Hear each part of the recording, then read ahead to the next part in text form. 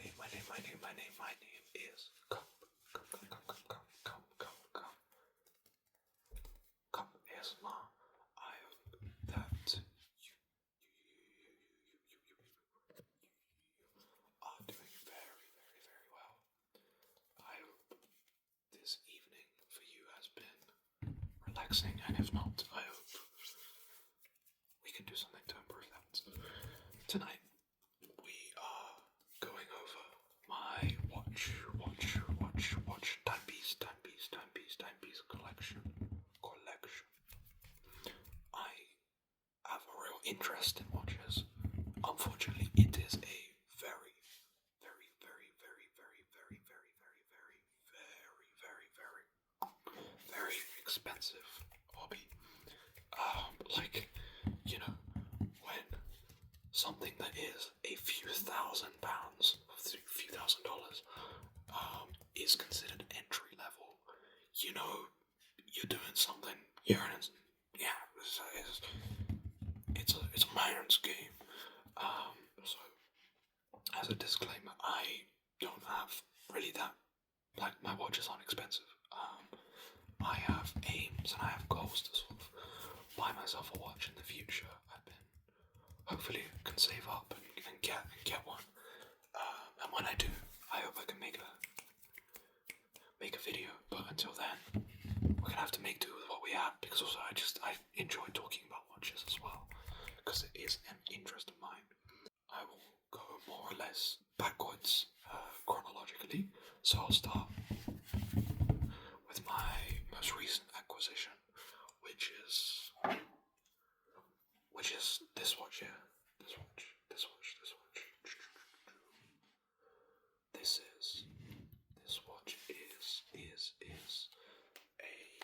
Vostok Amphibia. You can see the Vostok. It's a Russian brand. Which is why the V looks like a B. This is a really cool little watch. And yeah, like I said, it's my most recent watch acquisition. And it's also my first automatic or mechanical watch, depending on who you ask. For those who aren't really familiar with watches, there are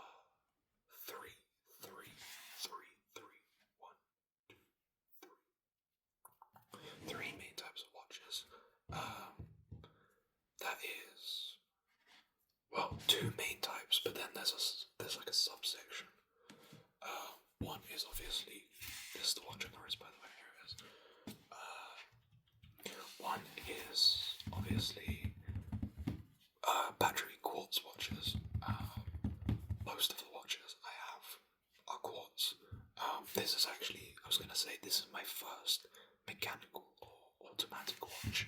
The reason I said there's two specific subsections is there's mechanical, i.e. like the one that you like a hand wind, like, and then it like winds until it goes, and then you have to rewind it. Or there's automatic, which kind of bows itself through the wrist movement, which is what this one is. I actually thought it was mechanical when I first bought it. And then I was going over the instructions, like, oh, it's automatic. I was like, oh, I get more than I bargained for. So here it is on the. Hold on, let me try. There it is on the wrist. Come on. There it is on the wrist. It's quite a cool little watch. It's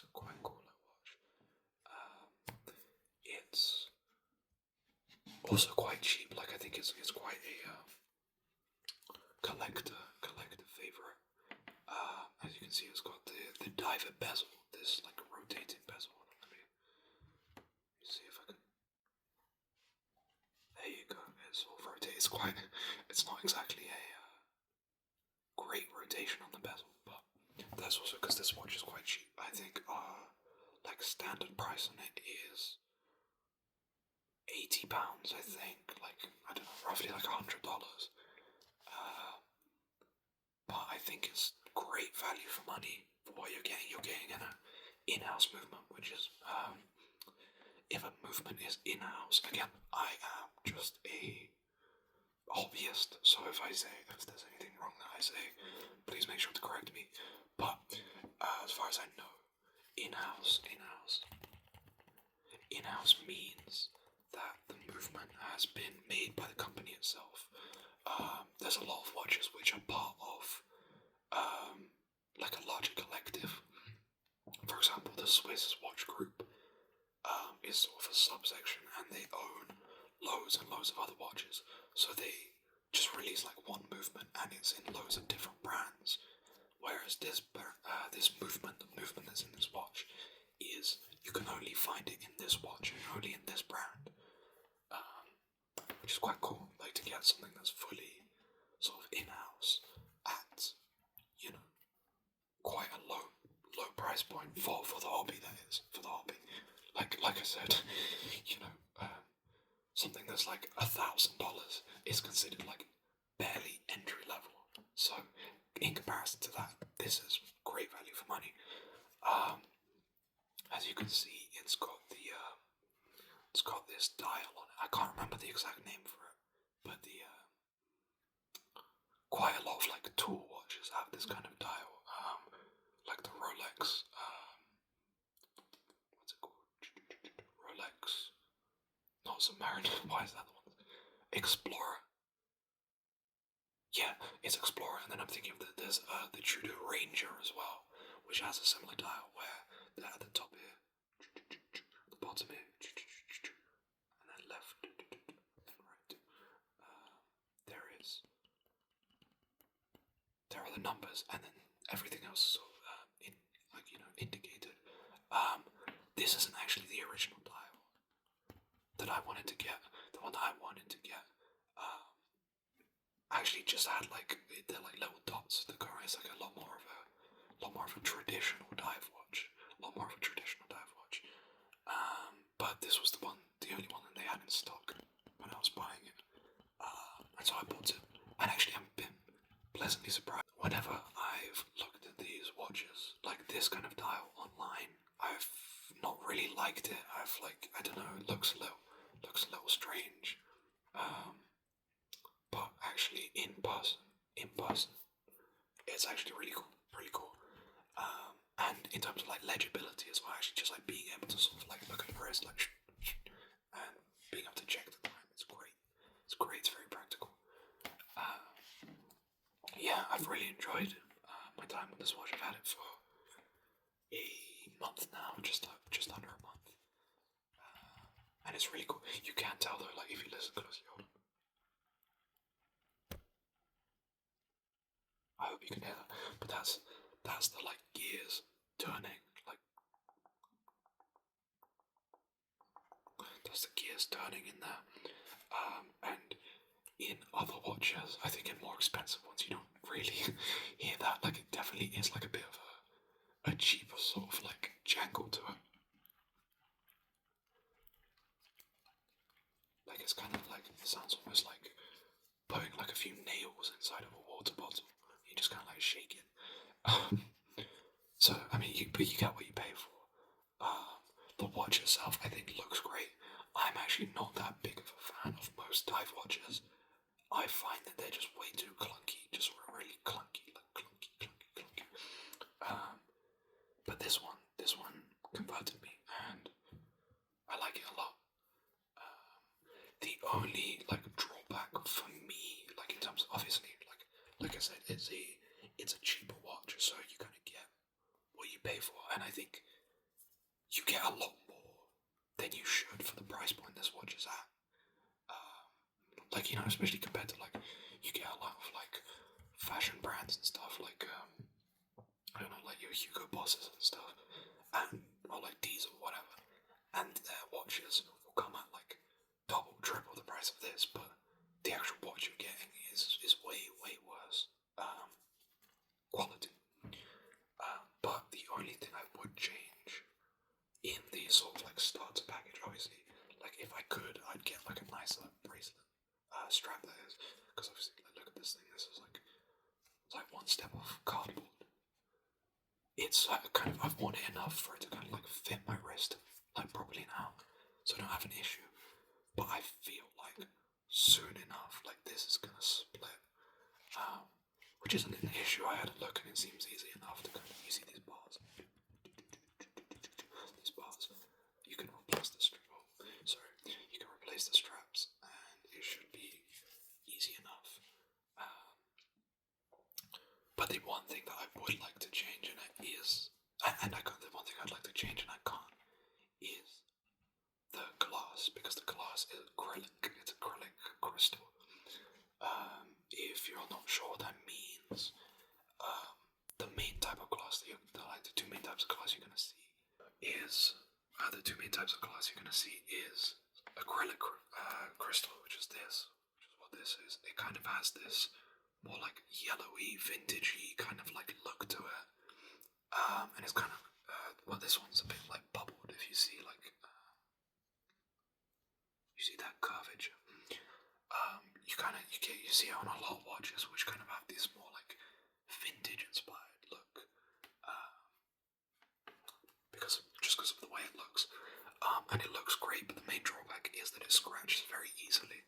I'm not sure if it shows, but somewhere on the bottom there, I got a scratch on it literally the first day I took it out of the box.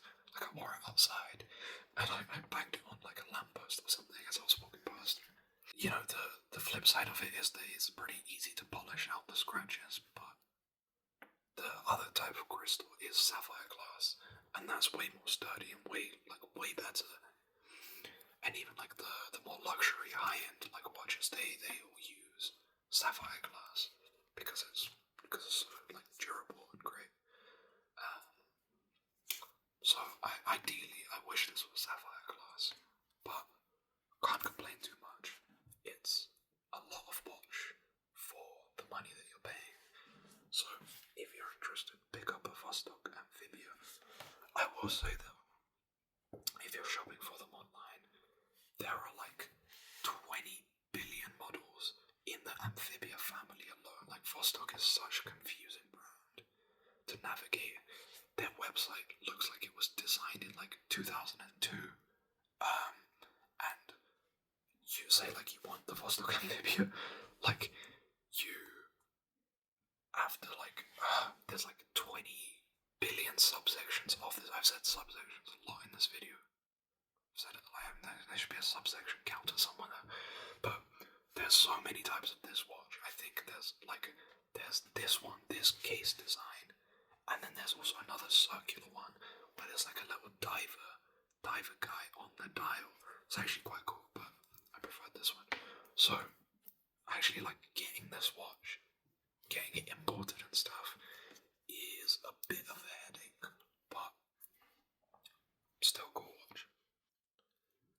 Okay. The next watch I have here is actually the watch that, let's see how loud this is. Don't think that was too loud. Is the watch that kind of kicked off my interest in watches. And that is this Citizen watch. I do not know the specific model number of it. You can probably tell, and you can probably hear like the way the bracelet like clatters.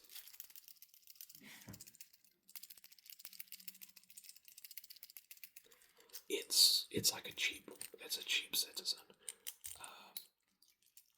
It's like, I think, obviously at the time I got it on sale as well. But I think I got it for like £80 as well. Like it came in like the same price, if not less than the Vostok. Again, it was on sale, but even still, like full price, this thing is. It's like maybe 200. I don't know. Maybe probably less realistically, like close to 150 or something full price. But I got it on my 17th birthday, and this was the watch that kind of kicked off my interest, because I didn't actually want to get a watch. Like, I wanted to get a watch, but like I said to my parents, I was like, I want a watch. But then, like, I didn't really go in with any kind of plan. I just kind of walked into like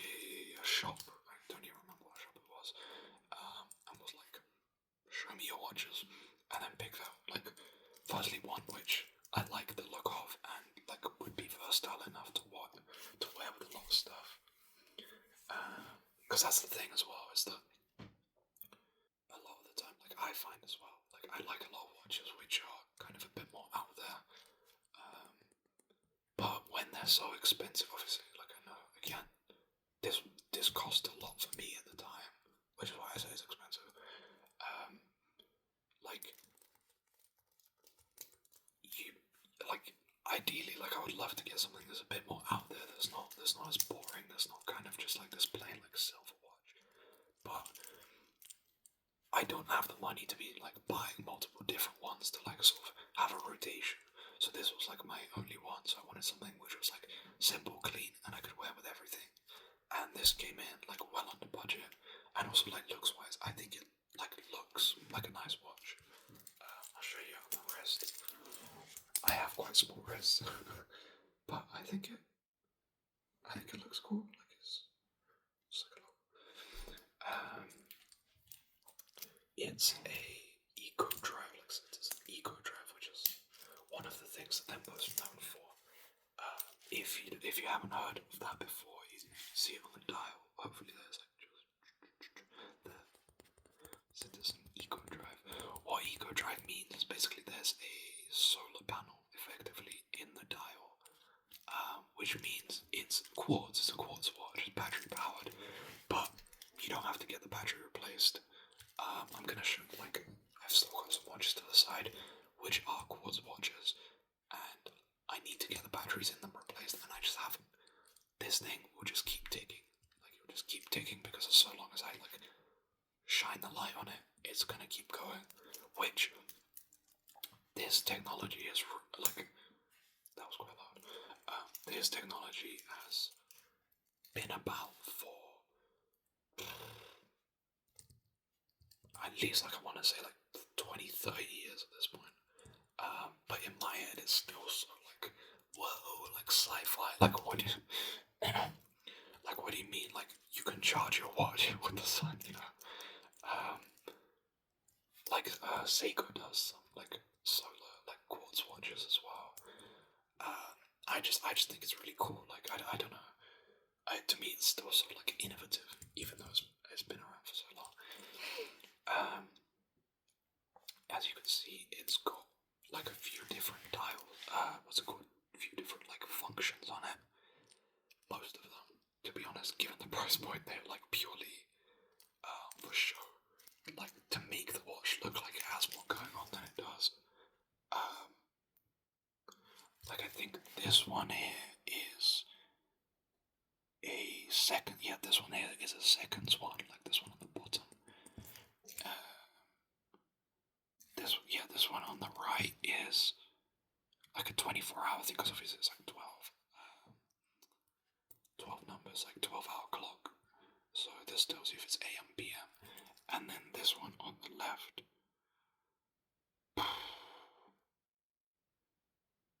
Water pressure, maybe, like it says just under it says water resistance of 100, which means it's a water resistance of 100 meters. Which, side note, before like really getting into watches and learning about watches, like if someone told me like a watch is 30 meters water resistant, I'd be like, yeah, that's like the most you'd ever need, right? Like why would you need more than 30? I don't think I've ever been lower than maybe like 2 meters underwater or something at like a swimming pool. But then like you see people talking about watches and it's like, nah, you know, it's only 100 meters water resistance. I don't want that. And it's like seriously, like that's 100 meters is like the bare minimum apparently. Which if someone could tell me like why 30 meters wouldn't be good enough for like day-to-day use, please do. But like for me, like water resistance isn't like a breaking factor because I just don't, you know, maybe or like the most I need is for it to sustain like a bit of like water from like rain or something when I'm out and about, or like like splashes when I'm like washing my hands or something, you know. Like I don't go diving. I don't need it to be 100 meters resistance. Fun fact, actually, this Vostok watch I mentioned it's a dive watch. This thing is 200 meters water resistance.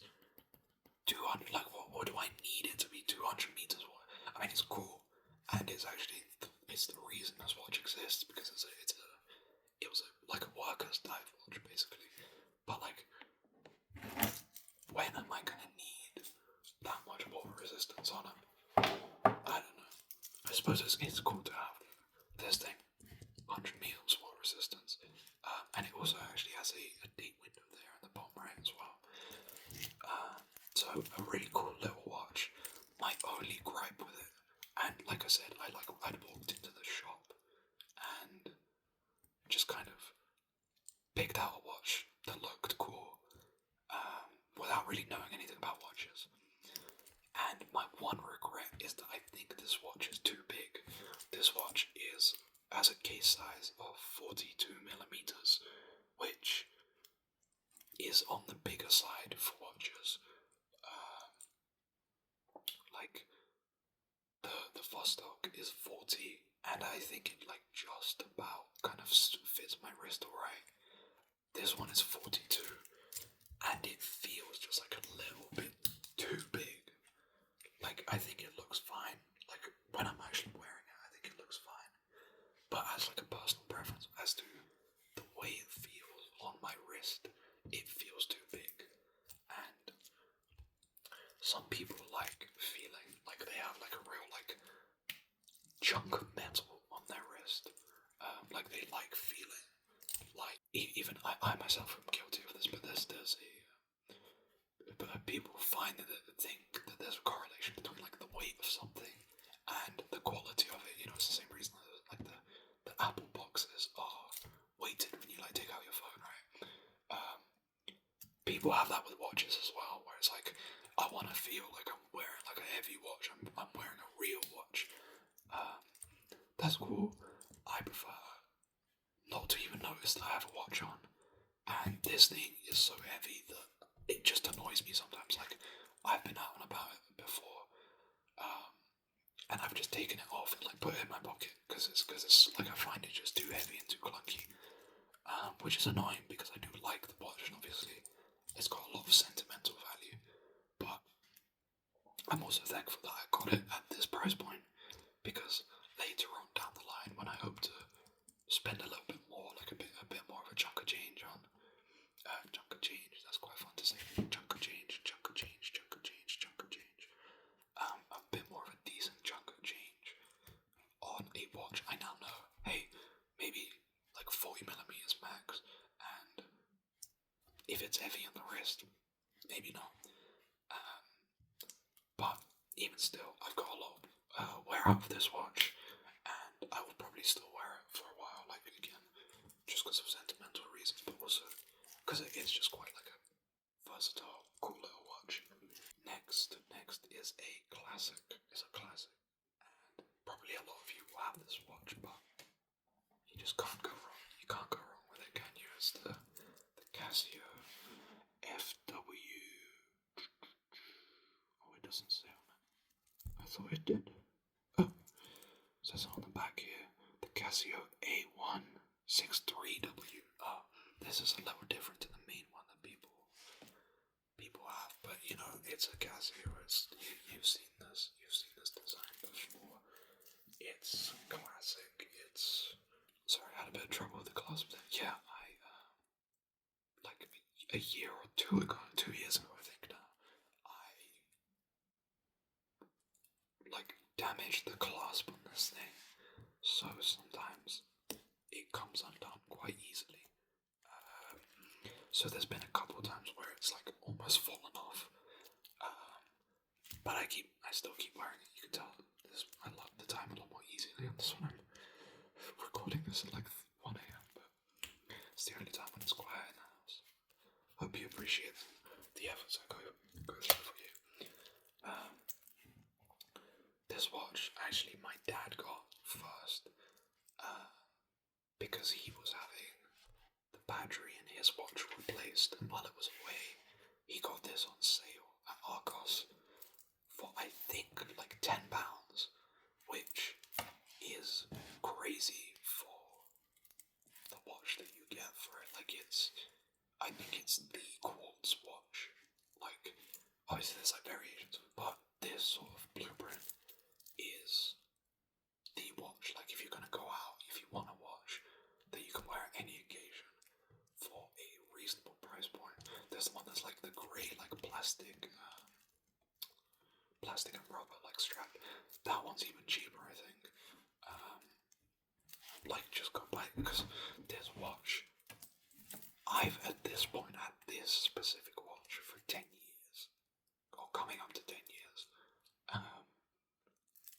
No, I've personally had it for less time than that, but like, it's been operational for like 10 years, and the battery's still going strong. And I think the second the battery on this thing dies, I'm gonna run out and go buy another one of these, just because, I mean, what more do you need from a watch? There's not much I can say on this. Great watch. This is the next watch. Actually, this is not my watch. I was looking around and I was like, I want to talk about watches in the next video, but I just don't have enough watches to talk about. So this is actually my dad's watch. It's currently dead. Like, it's a quartz watch. It's a Tissot watch. Tissot, you can see the T there. Tissot is like a bit of a, intermediate brand. Like, I think it's not quite like luxury, but it's definitely a step up over like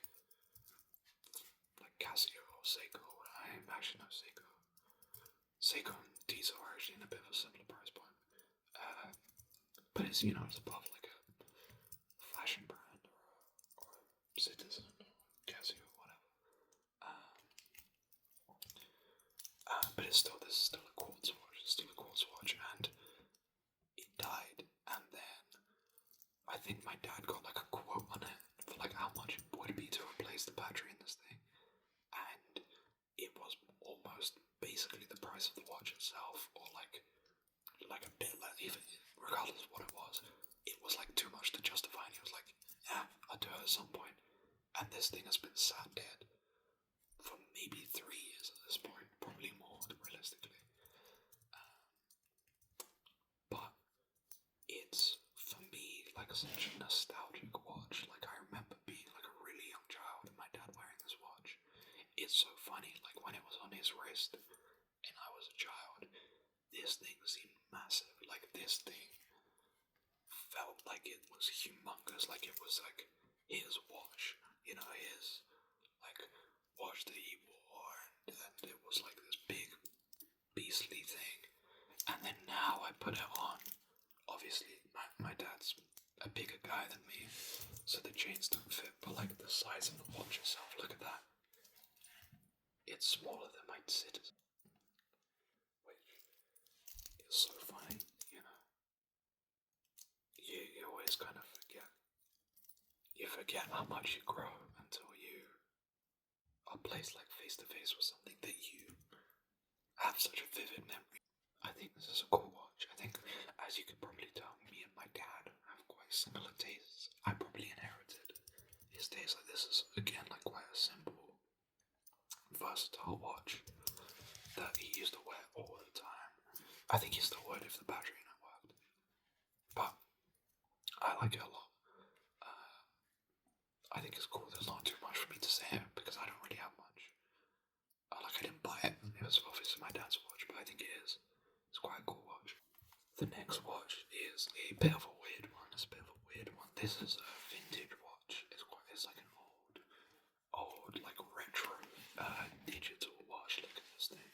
Like the leather on it is like really tough as well. You can see it's like split there as well. Look at that. This thing, and it's the original leather on it as well. I got this like second hand. I just thought it looked cool. It's like a vintage watch from like the 80s, I think. At the point when I got it, the battery in it was actually replaced, and you could see the numbers. But like maybe a year after I bought it, well, firstly there were a couple issues with it. The leather was so stiff that the one of the leather strap bits. What do I call this? Like the ring on it. Snapped one time when I was putting the watch on. That's annoying, but it's not the end of the world. But then the battery died on it very quickly. I think the kind of battery that this thing needs, or like the only type of battery that you can source nowadays, isn't very good. Like it doesn't last long at all. Or maybe the watch replacement was just bad in the first place. I don't know. Regardless of what it was, this thing died very soon after I got it. And again, it was like a similar thing of like when my dad, didn't want to get his diesel battery replaced. It's just like it's a bit of a hassle and it's kind of expensive. But I think this is a cool watch. The main thing is as well is that this leather on it is so tough that I wouldn't want to like separate the two because obviously it's the original leather that this watch came with. But at the same time, like I can't feasibly wear this. So at this point, I think it's just like a cool little like vintage collectible. Than like an actual practical piece. But I really do. I love the design of it. I love the design of it. I think it's like such a cool like retro like digital watch. Like super simple but super cool. I would love to get a watch similar. It actually you know what it does remind me of the what's it called? There's a Hamilton watch. Hamilton's one that's appeared in a few movies like Men in Black. If I can find it, I'll put a picture of it on screen now. That was like that watch. It vaguely reminds me of that watch. I think it's quite cool. So that is the extent of my collection. Like I said, it's not the craziest collection. It's not. I mean, one of the watches isn't even mine. One of them doesn't work. So technically, it's a 3-watch collection. A 3-watch. This Casio and this Vostok. The most expensive of which came in at, I don't know, take a bit like under £100 anyway. But I think, I have a real interest in watches, and I hope to buy a nicer watch one day. Actually, for my birthday this year, I forced my family to come with me into the city because I was like, I am picking out a nice watch, and I went around all the shops, and I was gonna buy like I was like a tosser between watches, and then I just couldn't decide for one, and then I'm just stuck with what I have now. There's a really loud motorbike outside. There's a big road near my house. So sometimes, even regardless of what hour of the night I film stuff like this at, you're gonna get stuff like this, but it's okay. Like I said,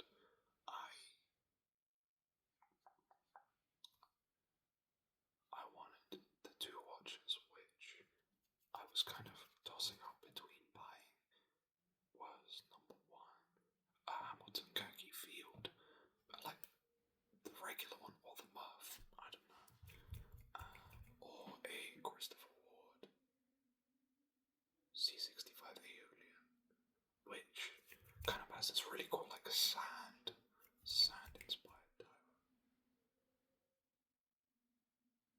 What is going on? There's a fucking motorbike rally apparently outside my house. What is going on? But anyway, I couldn't decide. And I figured as well, neither of the watches I actually truly loved. Like, I liked both of them, but I was like, both of these are kind of like a compromise on a watch which I would rather save up a bit more for, and then buy that one instead of buy this one and then kind of be satisfied, but kind of still want more, So I'm gonna save up a bit more, next couple of months, maybe a year, whatever it is. So then I can hopefully afford a nice watch. Um, if you're curious as to which watches I'm tossing up between, I will tell you. Um, this was not so far fetched because I don't even have the money. Like even if I wanted to now buy these watches, I couldn't with all of the money I have. But it's aspiration. That's what we care about, right? So number one is a Longines, like a heritage sector dial. It has a really cool phase dial, and it has. I just love the vintage look of that watch. I think it's really cool, super versatile. I don't know which I'd go for, the black face or the silver face, but regardless, love both those watches. Both variations of it. Um, the other one, which I think is really cool, is a Tudor Blackbay one, specifically without the big bezel, just a Tudor kind of dive watch. Some people would call it boring, but as my first and maybe even only luxury watch, I think it's perfect. It does everything I need it to. It's a great size. I think it comes in at 36 or 39. I might be mistaken. It's definitely one or the other, or both. I don't know which. But regardless, such a cool looking watch. Another watch that's a bit cheaper that I really like the look of is the Zodiac Olympus. This specific variation of it with a green dial and an orange strap, which I think looks incredible. If you look at pictures of it and stuff, it doesn't look that good, but if you can see videos of it, wow, let me tell you. I love a watch with a funky vintage design, and the Olympus has this kind of manta, I think it's called a manta ray shaped case, which is really cool. So I can't think of any watches right now. I'm very indecisive when it comes to stuff like that, but hopefully one day I'll be sat